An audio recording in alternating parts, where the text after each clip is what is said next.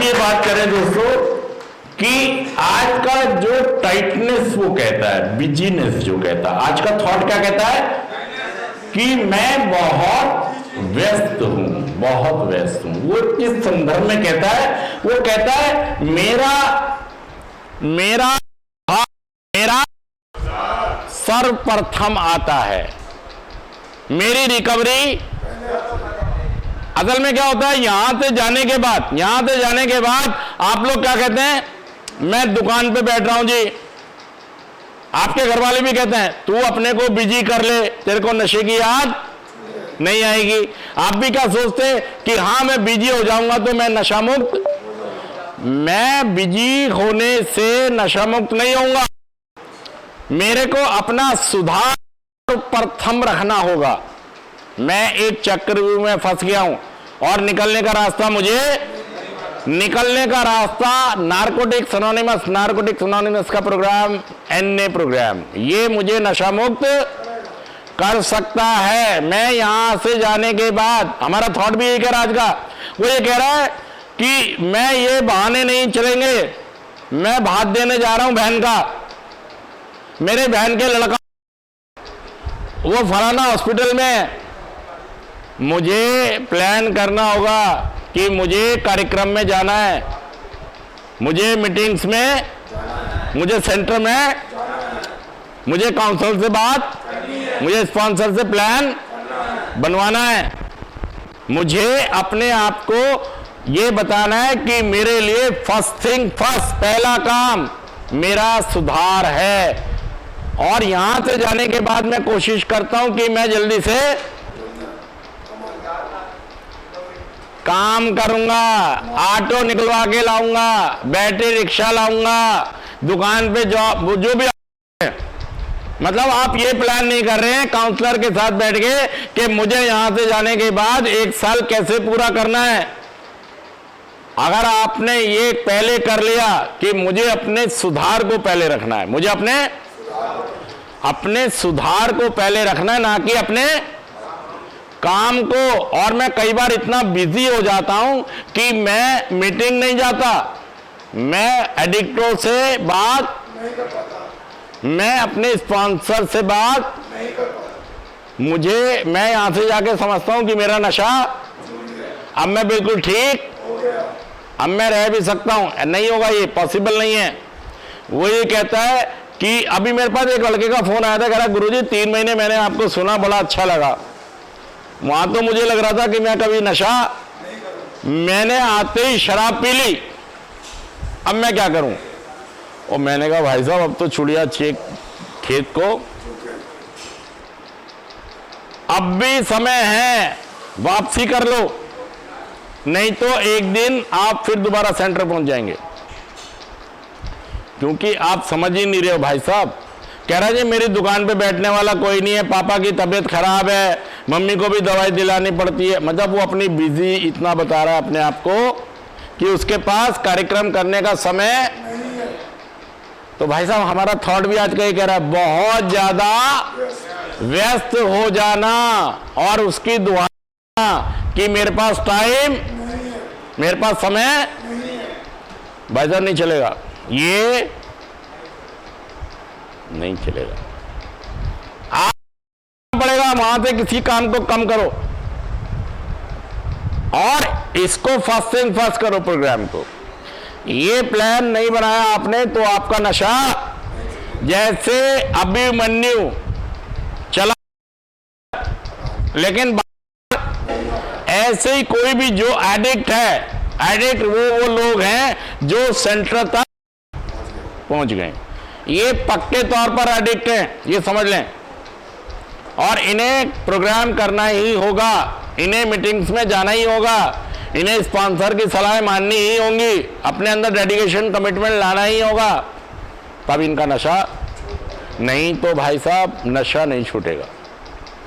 अगर आप चाहते हैं कि आप भी नशा मुक्त होकर अच्छा जीवन जिए, अच्छे सामाजिक नागरिक बने, घर के परिवार के सदस्य अच्छे बने, देखिए मैं आपसे कह रहा हूं कि आपके घर वाले आपको पसंद नहीं करते, आप खुश नहीं है, आपसे वो जज्बाती तो हैं, मोहब्बत, लेकिन सच है झूठ है ये बात? आपको वो पसंद, हाँ जी, दोनों में फर्क है। आपके साथ वो जज्बाती हैं, ये सच बात है कि आपके साथ जज्बाती हैं, इसीलिए आपकी चिंता होती है उनको, लेकिन आप उनकी पसंद नहीं हो। आपसे वो खुश है, सच कह रहा हूं झूठ बोल रहा हूं? आपके साथ इमोशनल अटैचमेंट है उनका, कि आप उनके बेटे हो, भाई हो, पति हो, बाप हो, फूफा हो, चाचा हो, आपके साथ इमोशनल अटैचमेंट है, जज्बाती रिश्ता है।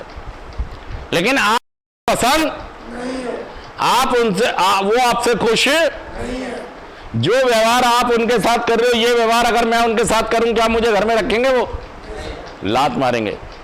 इस व्यवहार वाले को, इस तरह के इंसान को कोई पसंद ना, खुश है, तो आप वाले भी ना आपको पसंद कर रहे हैं ना आपसे, बस हाँ वो जज्बाती हैं, आपसे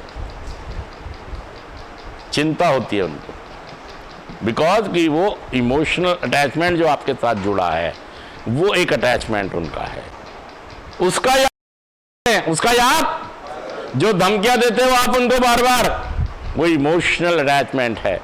आप ना बीमारी को आप समझ पा रहे हो, और ना ही आपके घर वाले भी उल्टी दवाई बता देते हैं कि बेटा आप बिजी रहियो, सेंटर छोड़, मीटिंग मत जाइयो, क्या करना अब, तू नशा मुक्त हो तो गया, अब क्यों जाना है तुझे? और आप भी ये कहते हैं हाँ यार मुझे क्यों जाना, अब मैंने तो सोच लिया कि मैं नशा करूंगा ही नहीं, तो मुझे प्रोग्राम क्यों करना है? भाई साहब सावधानी हटी, इसीलिए आप बार बार छोड़ रहे हो और बार बार पी रहे हो, क्योंकि आप बीमारी को बीमारी, आप सुधार को सुधार। आज मैंने सोच लिया नशा नहीं करूंगा, आज से बंद, पूजा करूंगा, पाठ करूंगा, बालाजी का पाठ, कुछ नहीं होगा। भाई साहब क्या करना है आपको? प्रोग्राम करना है, प्रोग्राम करना है, प्रोग्राम करना है, प्रोग्राम करना है, आपको वापस आना है प्रोग्राम में। आप सब कामों में से समय निकाल के अपने आप को व्यस्त, कितने भी हो आप, व्यस्त मत दिखाओ, समय निकालो।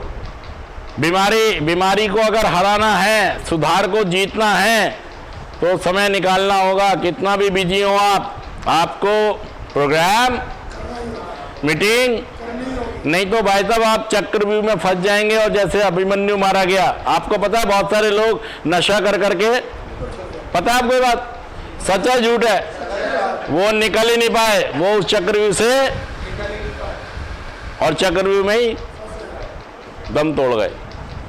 तो भाई साहब ये सीन आपके साथ ना हो जाए, इसलिए ये प्रोग्राम आपको दिया जा रहा है। प्रोग्राम करें, आप विश्वास रखें कि जैसे हमारी ज़िंदगी में चमत्कार हुआ, आपकी ज़िंदगी में भी चमत्कार हो सकता है। क्या नशे को छोड़ना मेरे लिए था या आपके लिए भी है? भाई साहब आपके लिए भी है। आप भी चाहें तो आप भी रिकवरी में, आप भी चाहें तो आप भी इसका मजा, लेकिन बस आपके पास दिमाग ऐसा है कि आप किसी की बात मान के राजी नहीं, आपकी किसी की बात सुन के राजी, मानो, सुनो, समझो।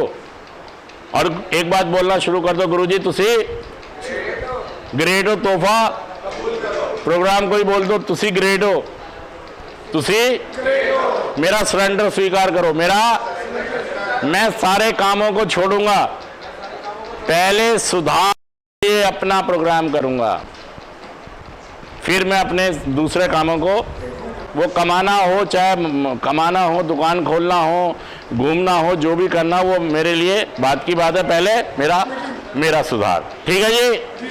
और मैं ये ना कहना शुरू कर दूं यहां से आके मैं बहुत बिजी था। आप ऐसा करोगे 1-2 महीने में फिर रिलैप्स हो जाओगे, फिर जिंदगी तहस नहस हो जाएगी। हो सकता है आपके घर वाले आपको सेंटर में ना भेजें, लेकिन वहां भी रहेंगे तो भी अस्तव्यस्ता फैली रहेगी जीवन में। ठीक है जी? कैसे लगी बात? तालियों से बताइए सारे लोग। Thank you.